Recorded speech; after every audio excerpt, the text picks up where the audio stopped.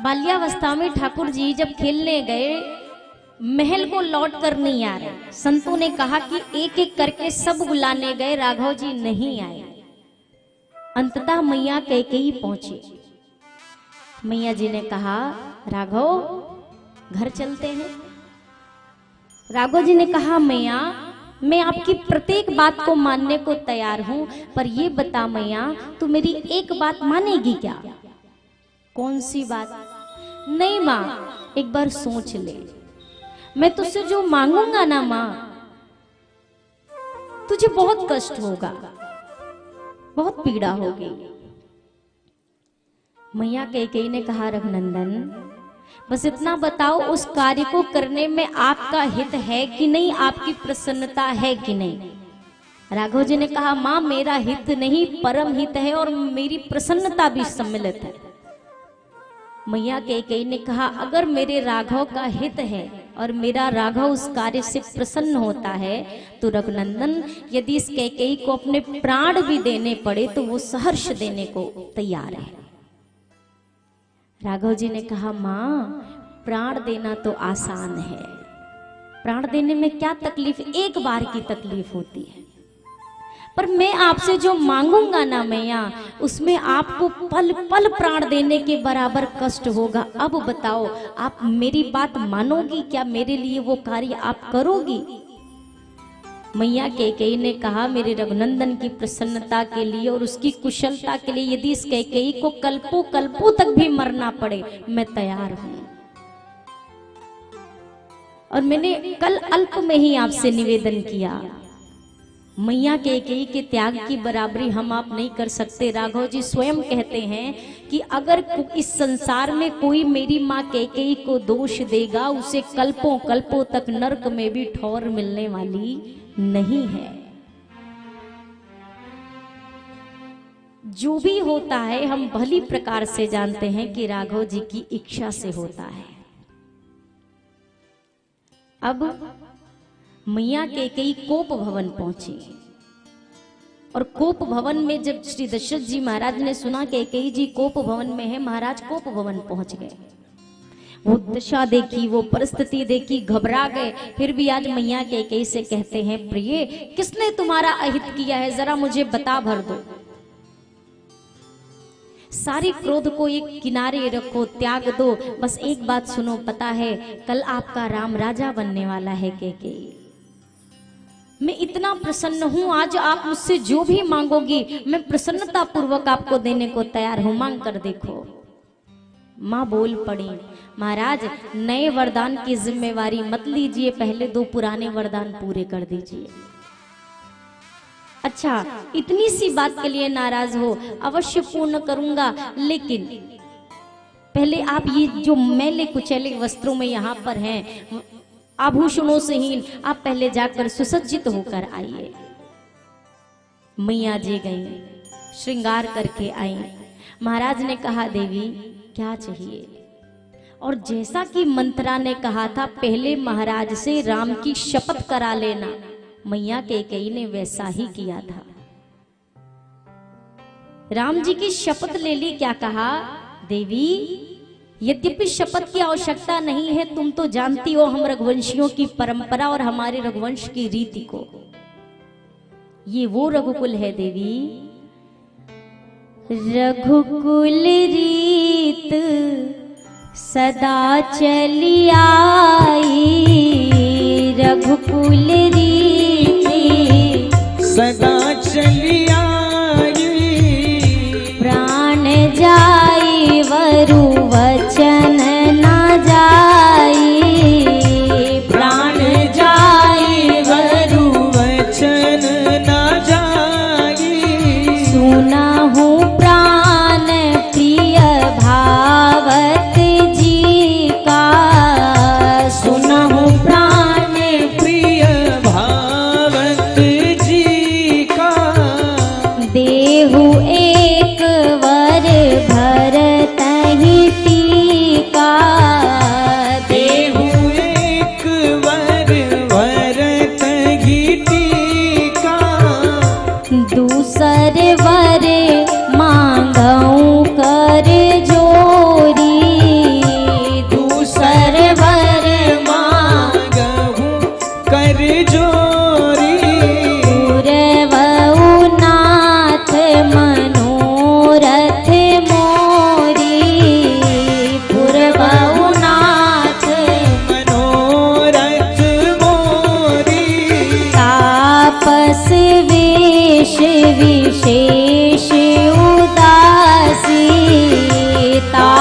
वेश विशेष उदासी 14 बरिस राम बनवासी 14 बरिस राम वनवासी मंगल भवन मंगल हारी मंगल भवन मंगल हारी द्रवहु सुदशरथ अजिर बिहारी प्रभु सुदशरथ अजिर बिहारी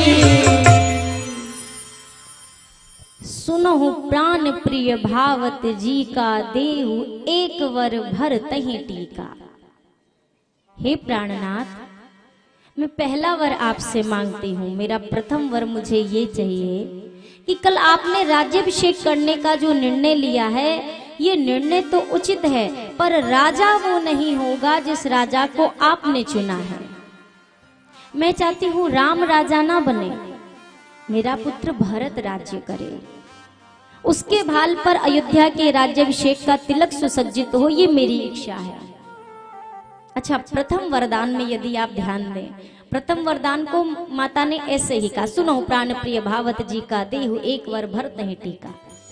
लेकिन जब दूसरे वर को मांगने की बारी आई, मैया ने क्या किया, दूसर वर मांगऊ कर जोरी। एक संत बहुत अच्छा अर्थ लगाते थे।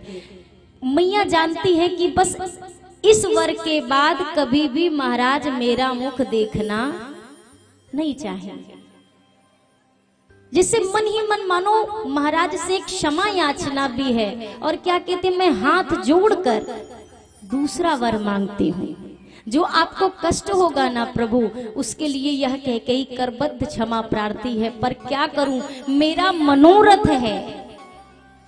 और अगर आप ये वर नहीं देंगे तो मेरा मनोरथ पूर्ण नहीं होगा। और मैया का मनोरथ क्या है?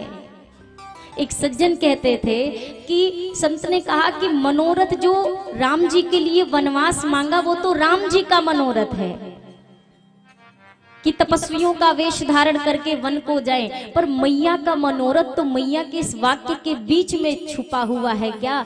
मेरा मनोरथ यही है कि मेरे रघुनंदन को पूरा विश्व मर्यादा पुरुषोत्तम के नाम से जाने।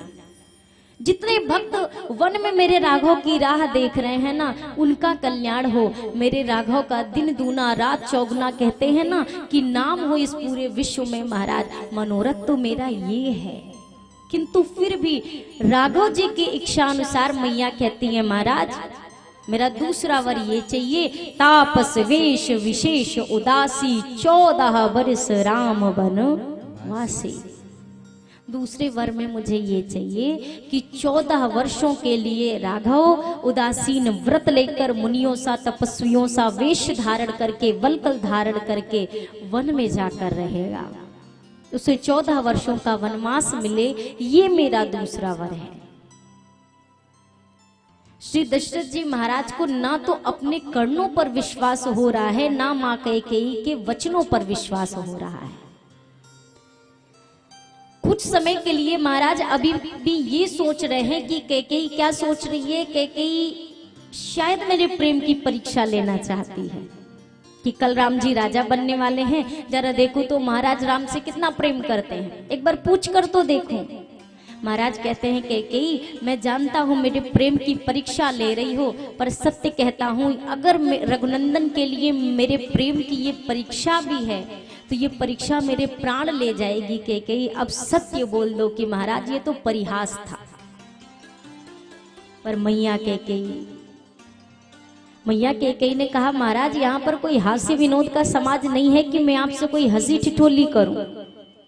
आपने मुझसे कहा वर मांगो, मैं आपसे वर मांग रही हूं और मेरा वर मुझे यही चाहिए। महाराज चरणों में गिरने को हो गए। कैकेयी ये कैसी अनर्गल सी बातें करती हो, राघव को तो आप कितना प्रेम करती हैं, स्वयं उनकी जननी से ज्यादा स्नेह आपने सदैव राघव को दिया और आप ये वचन आज बोल रही हैं।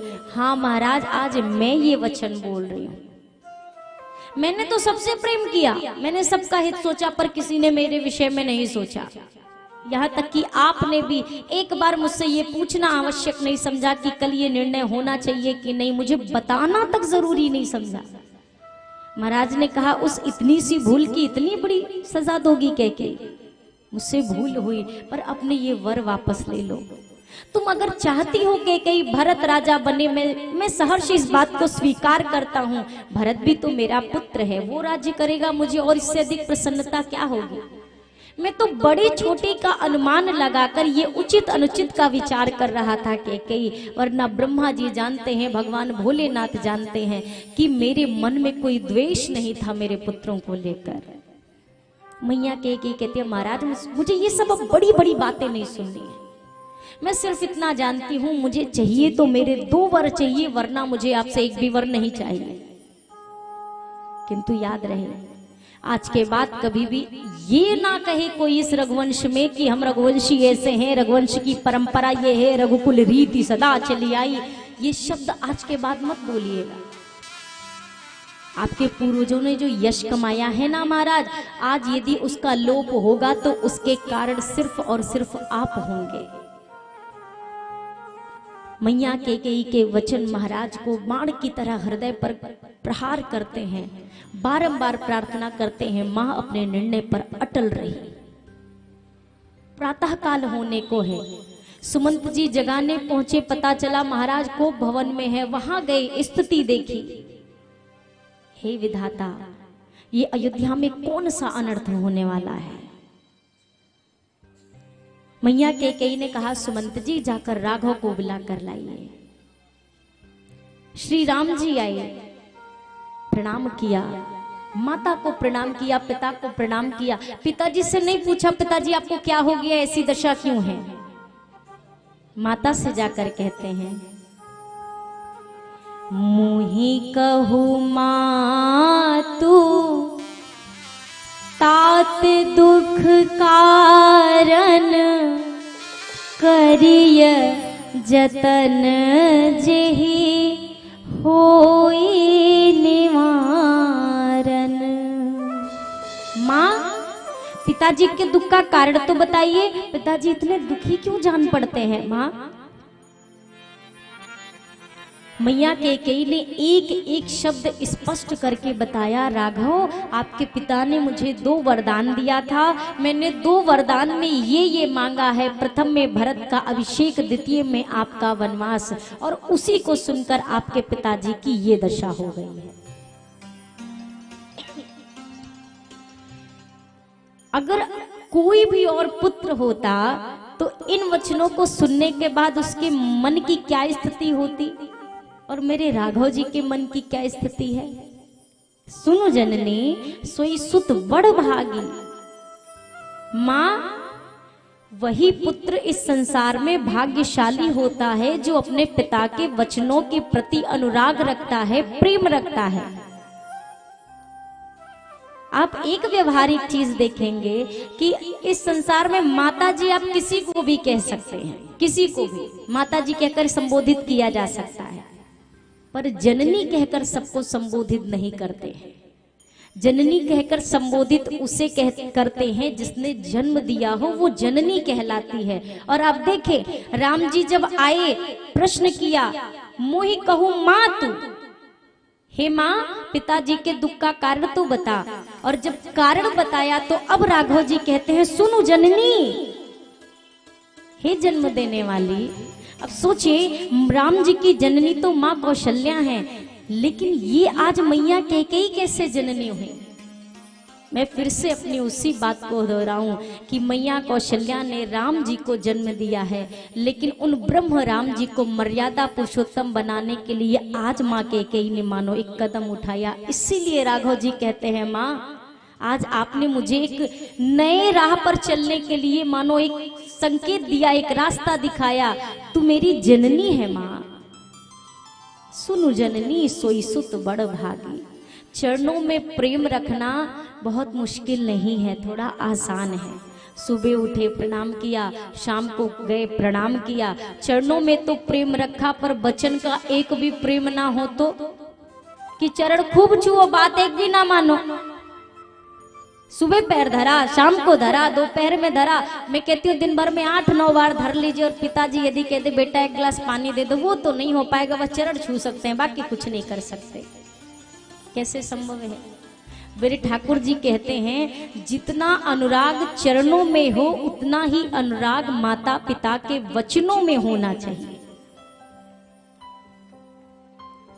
रघुनंदन ने कहा माँ अब मैं जाता हूँ, वन जाने की तैयारी करता हूँ, और पिताजी अभी मैं जाने से पहले पुनः आपसे आशीर्वाद लूंगा, फिर प्रस्थान करूंगा। माँ कौशल्या के महल में पहुंचे। माँ ने जब वनवास की बात सुनी, कहती हैं रघुनंदन पिता से ज्यादा अधिकार माँ का होता है संतान पर। मैं कहती हूँ पुत्र मत जा, आप अपनी माँ को बड़ा जानो और मत जाओ। राघव जी ने कहा माँ ये तो तब संभव था जब केवल पिताजी की इच्छा होती, पर माँ की इच्छा है इसलिए मुझे जाना पड़ेगा। और धन्य है माँ कौशल्या, एक बार भी उसके बाद मैया ने नहीं कहा कि राघव मत जाओ। बारंबार यही कहा रघुनंदन जाइए, वो वन ही आपको अयोध्या से ज्यादा सुखप्रद हो जाए लाल, मैं आपको यही आशीर्वाद देती हूँ। मैया जानकी आ गई, प्रभु साथ चलूंगी।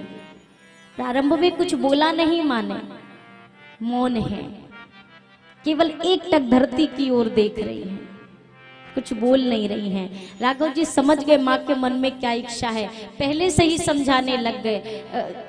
वैदेही आप यहीं अयोध्या में रहना, पिताजी अस्वस्थ हैं, माँ व्याकुल होगी मेरे जाने से, आप सबकी संभाल करना, सबका ध्यान रखना, मैं वन को जा रहा हूं। मैया जी ने कहा प्रभु अगर आप मुझे जबरन यहां रख भी देंगे तो उसका कोई लाभ नहीं होगा। धरती की ओर एक टक माँ देख रही है। मैया धरती से मानो कह रही हूं माँ मेरे राघव जी वन जा रहे हैं, मैं भी जाऊंगी। मेरा जाना तो निश्चित है माँ, बस ये नहीं निश्चित है कि मेरा तन जाएगा कि मेरे प्राण जाएंगे। दोनों में से कोई एक निश्चित जाएगा। अगर राघव जी साथ ले गए तो तन और प्राण दोनों साथ जाएंगे, और अगर छोड़कर चले गए तो मेरे प्राण भर जाएंगे, तन मेरा यहीं पर रह जाएगा, पर जाना तो निश्चित है। मैया ने जब ये बात कही, प्रभु ने कहा ठीक है चलिए। भैया लक्ष्मण आ गए। भैया लक्ष्मण ने कहा भैया मैं भी चलूंगा। राम जी ने कहा लक्ष्मण वैदेही भी जा रही हैं, मैं जा रहा हूं, भरत शत्रुघ्न नहीं है, कौन संभालेगा अयोध्या को? आपको यहाँ रहना होगा, यहाँ पर माता पिता का ध्यान रखना है, आप यहीं पर रुकिए। लखनलाल कहते हैं ना तो मैं किसी अयोध्या को जानता हूँ, ना मैं किसी माँ को जानता हूँ, ना मैं किसी पिताजी को जानता हूँ। मेरे जो हैं वो सर्वस्व मेरे आप है, मैं आपको छोड़कर दूजा किसी को नहीं जानता हूँ, तो मैं किसके लिए रुकूंगा? भैया लक्ष्मण के इस प्रेम को देखा, राम जी ने कहा तो जाइए मैया से आज्ञा लेकर आइए, आज्ञा लेकर आइए। पहुंच गए मैया सुमित्रा के पास। मैया सुमित्रा से बस एक वाक्य में जल्दी से लखनलाल ने कहा माँ भैया वन को जा रहे हैं, माँ जानकी भी जा रही है और मैं भी उनके साथ जा रहा हूं, बस इतना कहकर चल दी कि कहीं ऐसा ना हो माँ रोक ले। मैया सुमित्रा ने कहा रुको रुको रुको, ठहरो जरा। क्या कहा? राम अयोध्या छोड़कर जा रहे हैं? हाँ माँ भैया अयोध्या छोड़कर जा रहे हैं। मैया सुमित्रा ने कहा असंभव है माँ, मैं सत्य कहता हूँ, आपको भी इस बात का ज्ञान अभी हो जाएगा, पूरी अयोध्या में बात फैल जाएगी, राम जी अयोध्या छोड़कर जा रहे हैं। सुमित्रा जी ने कहा लक्ष्मण एक बात का सदैव स्मरण कर रखना कि राम अयोध्या से नहीं है, राम से अयोध्या है। अगर आज राम इस नगरी को छोड़कर वन में जा रहे हैं ना लक्ष्मण, तो फिर ये मत समझो कि ये अयोध्या रह गई है, अब ये वन के समान है, और जहां मेरा राघव जा रहा है वो वन अयोध्या के समान है। राम से अयोध्या है लक्ष्मण, अयोध्या से राम नहीं है।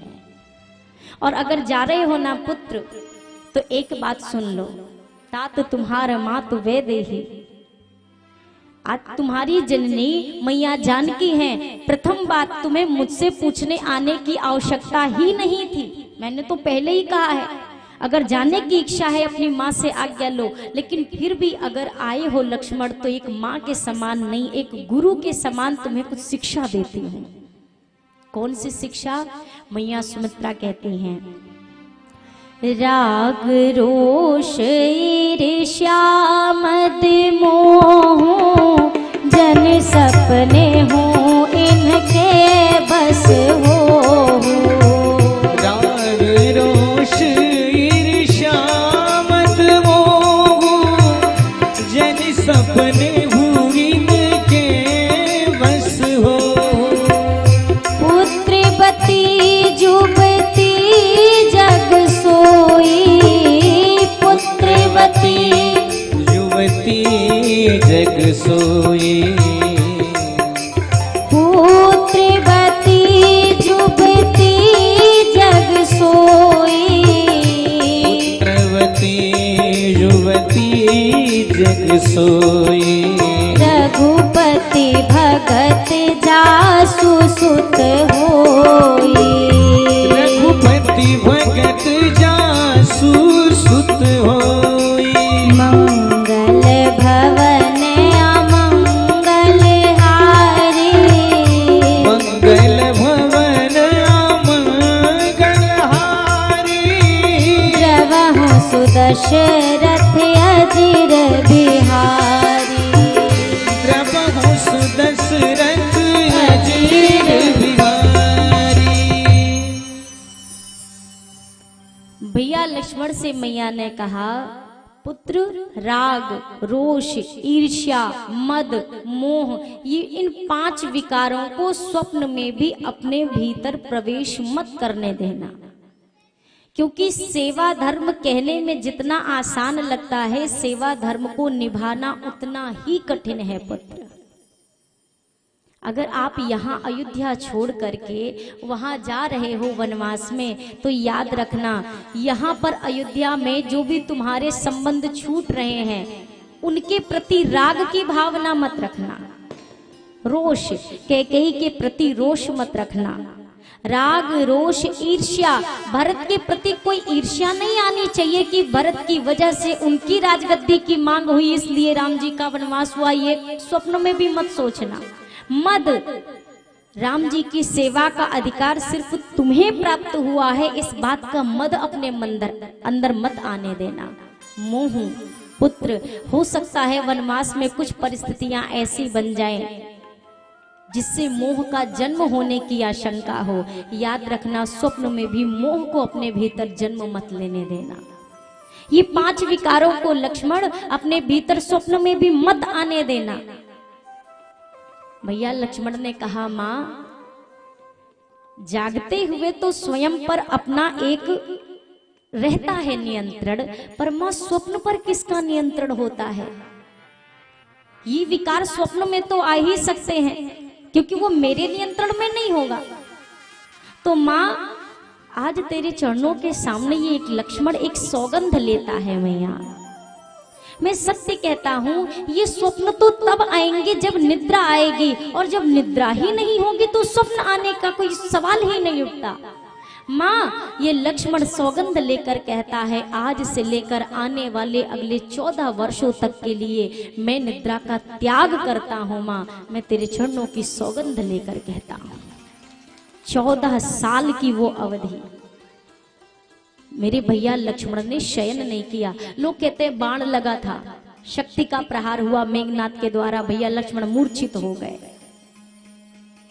इस प्रसंग के विषय में हमारे संतों ने बड़ी अच्छी उपमा करी। संत जन कहते हैं कि बाण का तो एक बहाना था। राघव जी ने सोचा मेरा लक्ष्मण इतने वर्षों से जग रहा है, थक गया होगा, युद्ध में कितना थक गया होगा, एक दिन का विश्राम देते हैं। शक्ति का तो बहाना है। मैया सुमित्रा से जब इधर हनुमान जी संजीवनी बूटी लेकर चले ना, अयोध्या के क्षेत्र में जब भैया भरत का बाण लगा नंदीग्राम की तरफ तो गिरे थे। सूचना फैल गई, हनुमान जी संजीवनी लेकर जा रहे हैं, बाण लग गया है लखनलाल को, सूर्योदय के पहले नहीं पहुंचे तो फिर प्राण ना बचेंगे। सब व्याकुल हो गए। मैया कौशल्या के वचनों की बात मैं आपसे कहूं, मैया कौशल्या कहती हैं हनुमान जी से, हनुमंत जाकर राम से कह देना अगर मेरे लक्ष्मण के बिना वो इस अयोध्या की सीमा में आया तो आने की कोई आवश्यकता नहीं है। अगर आए तो जैसे मेरे पुत्र लक्ष्मण को लेकर गया है वैसे ही लेकर आए, अन्यथा इस अयोध्या में आने की कोई आवश्यकता नहीं है। ये मैया कौशल्या ने कहा। मैया सुमित्रा के आंख में एक बूंद अश्रु के नहीं है, मैया उर्मिला के आंख में एक बूंद अश्रु नहीं। हनुमान जी जाकर मैया उर्मिला से कहते हैं, माँ आपके सुहाग पर आज जीवन मृत्यु की बात आन पड़ी है, समय से ना पहुंच सका तो प्राण नहीं बचेंगे, और आपके नेत्रों में एक बूंद अश्रु के नहीं दिखाई देते, आपको भय नहीं लगता? मैया उर्मिला ने कहा, लक्ष्मण हनुमंत एक बात तो बताओ, वहां पर रो कौन रहा है और सो कौन रहा है? हनुमान जी ने कहा, माँ भैया लक्ष्मण तो ठाकुर जी की गोद में शीश रखकर लेटे हुए हैं और राम जी खूब विलाप कर रहे हैं, खूब रो रहे हैं। मैया उर्मिला ने कहा, हनुमंत एक बात सुनिए, जिसे चोट लगेगी, जिसे बाण लगेगा वो रोएगा कि सोएगा? जिसे चोट लगी हो रोना उसको चाहिए। तो मैं आपसे एक बात कहूं हनुमान जी, आज बाण मेरे आर्यपुत्र को नहीं लगी है, बाण तो मेरे ठाकुर जी के हृदय में लगी हुई है। मेरे ठाकुर जी ने अपने ऊपर वो लिया है, वो तो केवल एक बहाना है कि आर्यपुत्र को एक दिन का विश्राम मिल जाए। वो तो सो रहे हैं, उन्हें कोई पीड़ा नहीं है। मैया सुमित्रा से हनुमान जी ने कहा, माँ आपको नहीं भय लगता आपके पुत्र के जीवन की बात आज यहाँ पर ऐसी आन पड़ी है? मैया सुमित्रा ने कहा, मेरे आंख में जो कुछ अश्रु है ना हनुमान, सिर्फ इसलिए हैं कि वहां पर मेरा राम विरह से व्याकुल हो रहा है। मुझे ये जो आंसू आए हैं वो लक्ष्मण की पीड़ा को सोचकर नहीं, मेरे राम की पीड़ा को सोचकर आ रहे हैं। और यदि मेरे लक्ष्मण को कुछ हो भी गया ना हनुमान, कोई चिंता नहीं है, सुमित्रा का दूसरा पुत्र शत्रुघ्न अभी जीवित है, वो अपने भैया की सेवा में पहुंचेगा। मुझे कोई अफसोस नहीं अगर राम सेवा करते हुए लक्ष्मण न्यौछावर भी हो जाए तो।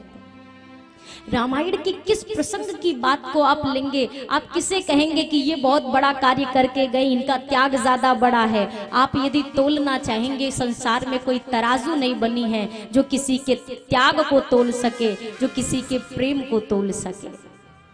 सब एक से बढ़ के एक पात्र मेरे गोस्वामी जी ने यहाँ पर लिखे हैं।